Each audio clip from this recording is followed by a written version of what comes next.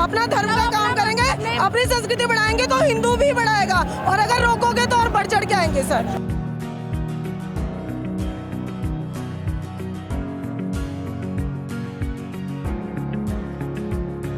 आज से पहले कभी नहीं हुआ, पहली बार ये हो रहा है कि हमारी शोभा यात्रा में नहीं निकालने दी जा रही है। हम चाहते हैं हमारी शोभा यात्रा में निकालें। अगर विधर्मियों का कोई प्रोग्राम होता है या कोई अन्य धर्म या फिर कोई अन्य संगठन प्रोग्राम करता है तो प्रशासन आगे खड़ा रहता है, वो संगठन जो है वो पीछे खड़ा रह के चौड़े में अपना जो कार्यक्रम होता है उसको संपन्न करता है। 400 मीटर का रामनवमी पे 400 मीटर का भाई साहब इस बार ये प्रशासन की निकम्मियत नहीं है तो और क्या है। तो इस वक्त हमारे साथ हिंदू वाहिनी की तमाम यहाँ पे देखिए, ये देखिए एक बार दिखाइए तस्वीरों में किस तरह से जो है सर पे जो है तिलक दिख रहा होगा और गले में जो है श्री राम का गमछा दिख रहा होगा। इन लोगों से जुड़ते हैं, इन लोगों से बातचीत करते हैं। मैम, सबसे पहले हनुमान जयंती है, आज शोभा यात्रा निकाल रही है। हनुमान जयंती नहीं है सर, हनुमान जन्मोत्सव है। तो हनुमान जन्म महोत्सव, बर्थडे सेलिब्रेशन। तो इस चीज को लेकर किस तरह से शोभा यात्रा? सर शोभा यात्रा धार्मिक रूप से है, हमारे मनोभाव को लेके, हमारे धर्म को लेके। सब धर्मों का सम्मान है लेकिन हमारे धर्म का भी मान है। हम चाहते हैं शांतिपूर्ण हमारी यात्रा निकालने दी जाए। हम सारे रूल एंड रेगुलेशन मतलब जो भी उनके नियम है हम सबका पालन करेंगे, और अगर आप नहीं करने दोगे तो ये जो महिलाएं दिख रही है ये कभी इस यात्रा में होती नहीं है और बढ़ के आएंगी और आगे से आएंगी। क्या आपने अभी बोला कि महिलाएं ये जो होती है दिखती नहीं है, तो क्या पिछली बार भी आप लोग थी? सर हम पिछली बार और थी, पिछली बार और थी, वो इस तरह से नहीं। सर देखिए जहांगीरपुरी है, यहाँ पे रहने वाले मुसलमान हिंदू को कोई दिक्कत नहीं है। ये जो कुछ असामाजिक तत्व है ना यही लोग ऐसा करते हैं, और सर हम ये चाहते हैं कि उनका भी निकले, हमको कोई आपत्ति नहीं है और हमारा भी शांतिपूर्ण निकालने दिया जाए। सर एक बात बताइए, ये जो मुस्लिम्स के जो भी निकलते हैं वो लोग तलवार धार लेके निकलते हैं, हमको कोई आपत्ति नहीं है, उनकी संस्कृति है वो अपना डेवलप करेंगे, दिखाएंगे हमको। लेकिन सर हमारे लिए ऐसे क्यों होता है कि बैरिक लगा दिए गए, पुलिस आई है, रोक दिया गया? सर मेरी समझ से बाहर है। और सर ये है कि मेरी भावनाओं को ठेस पहुंच रही है क्योंकि यात्रा आगे नहीं बढ़ाई जा रही है। शासन का साफ तौर पे ये कहना है कि किसी तरह की हिंसा न हो, इस वजह से जो है उन्हें आगे बढ़ने। सर हमारे पास है क्या? सर जो तलवार लेके निकलते हैं, सर जो तलवार लेके निकलते हैं वो हिंसा नहीं होती है, लेकिन हम खाली हाथ महिलाएं रुपट्टे लेके निकले तो हिंसा हो गई। सर क्या अकॉर्डिंग हम चल रहे हैं हिंसा होगी नहीं, अगर नहीं हुआ तो हिंसा हो सकती है। अगर हमें हमारी शोभा यात्रा भारत अपनी संस्कृति के लिए जाना जाता है, यहाँ कई धर्मों के जाति के लोग रहते हैं, सब अपने को अपना धर्म का काम करेंगे, अपनी संस्कृति बढ़ाएंगे तो हिंदू भी बढ़ाएगा, और अगर रोकोगे तो और बढ़ चढ़ के आएंगे। सर जी बिल्कुल। तो यहाँ पे साफ तौर पे जो है आप लोगों का पुलिस प्रशासन से यही कहना है कि जो आपकी रैली है उसे जाने जोड़ के निवेदन है, हाथ जोड़ के। सर देखिए पुलिस जो लगी हुई है वो बहुत मेहनत कर रही है, हम उनकी कोई आलोचना नहीं कर रहे हैं, वो बहुत मेहनत कर रही है। फोर्स वाले भी लगे हुए हैं बेचारे, बहुत मेहनत कर रहे हैं, लेकिन सर मुझे नहीं पता ये कौन से असामाजिक तत्व है जिनकी वजह से रुकी खड़ी हुई है। क्या इतिहास में ये पहली बार हो रहा है कि, एक मिनट पहले सवाल सुनिए, क्या इतिहास में ये पहली बार हो रहा है कि जिस देश में हिंदू सबसे ज्यादा हो और श्री राम के भक्त सबसे ज्यादा हो और उनकी रैली को निकालने के लिए उनको कैद कर दिया? आज से पहले ये कभी नहीं हुआ, आज से पहले कभी नहीं हुआ, ये पहली बार ये हो रहा है कि हमारी शोभा यात्रा में नहीं निकालने दी जा रही है। हम चाहते हैं हमारी शोभा यात्रा में निकालें। आने वाले टाइम में शव यात्रा पे भी रोक लगा दी जाएगी, हमें परमिशन लेनी पड़ेगी, मोहर लगवानी पड़ेगी। साहब हमारा बड़ा बूढ़ा खत्म हो गया, हम यहाँ से निकले या ना निकले उनका बहुमत इलाका है, हमें जाना चाहिए नहीं जाना चाहिए, ऐसा हमारा कानून अंधा हो चुका है, जो कहते हैं ना अंधा कानून। एक सवाल और रहेगा, जिस तरह से मुसलमानों का रोजा चल रहा है, वो लोग ताजिया निकालते हैं, वो लोग भी ताजिया निकालते हैं घर से बाहर, तो क्या उस टाइम तो इस तरह की होती है? आपने देखा कभी हमने पत्थर मारा?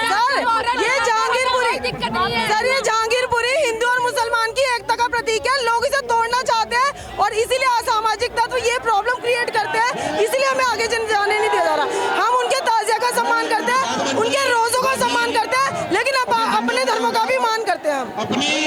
साफ तौर पर जो है यहाँ पे आप देख सकते हैं। मैम आपका कहाँ से आई हैं? मैं यहीं से आई हूँ, और आज जो यात्रा है वो भगवान के नाम पे यात्रा थी, किसी को दखल अंदाजी नहीं करना चाहिए था। हनुमान जी की यात्रा आराम से निकलने दे तो क्या दिक्कत थी। भगवान के नाम पे कोई अड़चन नहीं आनी चाहिए। मेरा ये कहना है कि शोभा यात्रा को आराम से निकलने देना चाहिए था। प्रशासन जो है लगातार कह रही है कि हम सुरक्षा के मद्देनजर जो है यहाँ से जो आप लोगों को यहाँ तक का जो है यात्रा का वो मिला था, कानूनी तौर पे जो है आप लोगों को अनुमति मिली थी, लेकिन वो अब जो है इसके आगे की नहीं। परमिशन हमारे पास आगे तक भी है।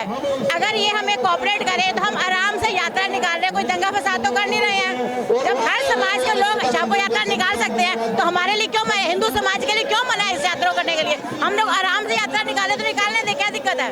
तो यानी कि साफ तौर पे ये कहना है आपका कि पुलिस प्रशासन को जिस तरह से साथ देकर इस यात्रा को आगे बढ़वाना चाहिए वो नहीं कर रही, बल्कि सीधा इसको रोक रही है। वो इसको रोक रही है। हम हमेशा उनके साथ रहते हैं पुलिस वाले के लिए, उनको हमारा साथ देना चाहिए, हमारे कोऑपरेट करना चाहिए और हिंदू समाज की शोभा यात्रा को हनुमान जयंती के भगवान के उसको निकलने देना चाहिए। तो यहाँ पे जो है ये आप देख सकते हैं तमाम जो है, हालांकि एक बार दिखाइए दिल्ली पुलिस की जो है यहाँ पे अब अनाउंसमेंट भी जारी है और लगातार जो है एक तरफ हम आपको बार बार तस्वीर दिखा रहे हैं किस तरह से जो है एक तरफ भगवा मैं और एक तरफ जो है राम भक्त हनुमान भक्त तो दूसरी तरफ कानून के रखवाले, यानी कि सब अपने अपने दायित्व को जो है पूरे कर्तव्य निष्ठा के साथ उसे पूरा करने में लगे हुए हैं। क्या आपके दिल में किस चीज़ को लेकर जो है खटास उत्पन्न हो रही है? फर्स्ट ऑफ ऑल तो सबको मेरा नाम बताइए। जय श्री राम, मेरा नाम अमन पंडित है, गौरक्षा दल दिल्ली से मैं हूँ, एक छोटा सा गौ सेवक हूँ मैं स्वरूप नगर से।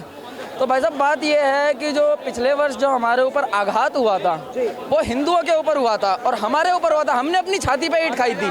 अगर विधर्मियों का कोई प्रोग्राम होता है या कोई अन्य धर्म या फिर कोई अन्य संगठन प्रोग्राम करता है तो प्रशासन आगे खड़ा रहता है, वो संगठन जो है वो पीछे खड़ा रह के चौड़े में अपना जो कार्यक्रम होता है उसको संपन्न करता है। और अगर आज जब हमारा कार्यक्रम है हम छाती पे ईंट खाने के लिए तैयार है, गोली खाने के लिए तैयार हैं, प्रशासन ने हमें बिल्कुल भी परमिशन नहीं दी है कि यहाँ से जैसा कि देख पा रहे हैं यहाँ पे बैरिकेडिंग लगी हुई है, इससे आगे जाने की 400 मीटर का रामनवमी पे 400 मीटर का भाई साहब इस बार ये प्रशासन की निकम्मियत नहीं है तो और क्या है? तो क्या आप ये साफ तौर पे सवाल उठा रहे हैं कि आप लोगों के साथ जो है अन्याय किया जा रहा है? बिल्कुल भाई साहब, जो हमारा प्रशासन है वो सेकुलर हो चुका है। अगर कहीं भी गाय बीमार होती है या लाचार होती है, एक नॉर्मल बंदा जो है वो केवल 100 नंबर पे कंप्लेंट करता है, 100 नंबर पे कंप्लेंट करके कहता है जी यहाँ पे गाय बीमार है। आईओ का जो आईओ होता है उनका फोन आता है, जी तू अरे यार मैं थाने में रोटी खा रहा हूँ, तू मेरे को देख लियो, तू मैं जा नहीं पाया, तू गाय का इलाज कर दियो। अब वहाँ पे गाय का इलाज करने जाते हैं, वहाँ डेयरी वालों से झगड़ा होता है, डेयरी वाला कंप्लेंट करता है, वही आईओ हमारे ऊपर मुकदमा लगाता है। तो क्या आपके हिसाब से अब इस देश में राम का नाम लेना गुनाह हो गया है क्या? भाई साहब बिल्कुल गुनाह कर दिया है, प्रशासन ने गुनाह किया है इस चीज का। प्रशासन जो हमें इतना दबा रहा है, अगर प्रशासन के पास इतना फोर्स है, इतना बल है तो हमारी रैली को संपन्न करवा सकता था प्रशासन। इनके पास क्या नहीं है? ड्रोन नहीं है, पैरामिलिट्री नहीं है, सीआईएसएफ नहीं है, क्या नहीं है इनके पास? परमिशन नहीं है। परमिशन रामनवमी पे 15 दिन पहले परमिशन की अर्जी लगाई गई थी, एक मोहर लगानी होती है बस परमिशन देने के लिए, ये चीज दुनिया जानती है। 15 दिन के बीच में 2 दिन पहले ला के आप मैं यूँ बोल रहे हैं परमिशन रद्द कर दी गई तो हम क्या करेंगे? हमारा इतना पैसा वेस्ट हुआ है, सारी चीजें वेस्ट हुई है, दूर दूर से अतिथिगण आए थे हमारे, क्या शक्ल दिखाते भाई साहब हम उनको? और ये अगर विधर्मियों का कोई प्रोग्राम हो तो विधर्मियों को तो भाई साहब खुली परमिशन है कि आप आओ, हमसे फोर्स ले जाओ और कार्यक्रम करो, अपना संपन्न करो बढ़िया। अच्छा, जब मुस्लिम धर्म का ताजिया निकलता है उस टाइम पे भी क्या पथराव होते हैं? उस टाइम पे भाई साहब क्यों पथराव होंगे? हमारा जो हिंदू है वो दयावान है, हमारे जो धर्म में शुरू से ही पूजा पाठ सारी चीजें दिखाई जाती है। हमारा एक बच्चा थोड़ा सा खून देख के डर जाता है, पर भाई साहब उनके में ऐसा नहीं है। उनके में ऐसा है कि वो तो भाई साहब कुछ भी करने के लिए तैयार रहते हैं, तलवार चक्कू लेके चलते हैं। अगर हम बिना धार वाली तलवार भी यहाँ पे ले आए ना, प्रशासन हमारे ऊपर मुकदमा भी तुरंत दर्ज कर देगा, 2 सेकंड नहीं लगाएगा, मेरे को अंदर कर देगा और मैं यहाँ पे तलवार ले आऊँ बिना धार लगी हुई तो भी। तो यानी कि साफ तौर पे ये कहा जा सकता है कि जिस तरह से आप लोगों को रोका गया इससे जो है आपके धार्मिक भावनाओं को आहत पहुंची। भाई साहब ये धार्मिक भावनाओं को ठेस तो पहुंची है, पर इसमें राजनीतिक मुद्दा भी है एक। जो हमारे दिल्ली के माननीय सीएम है अरविंद केजरीवाल जी, उनका बहुत बड़ा रोल है इसमें, उनका बहुत बड़ा रोल है। उनका किस तरह से रोल है? बल्कि ये जो दिल्ली पुलिस है वो तो केंद्र सरकार के अधीन है। दिल्ली पुलिस तो केंद्र सरकार के अधीन है भाई साहब, पर जो दिल्ली के अंदर परमिशन होगी तो वो तो दिल्ली सरकार ही पास करेगी ना सर, दिल्ली सरकार ही पास करेगी उस चीज़ को। उन्होंने मोहम्मदनों के लिए, मुस्लिमों के लिए, वो जो मौलाना होते हैं उनके मौलानाओं को 18,000 रुपये सैलरी दे दी। हमारे मंदिर के पुजारी क्या भूखे मर गए? तो 45,000 सुना था, आप 18,000। 18,000 है भाई साहब, जो रियल है वो 18,000 है। 18,000 रुपये सैलरी। हमारे मंदिर के पुजारी क्या भाई साहब मर गए हैं क्या?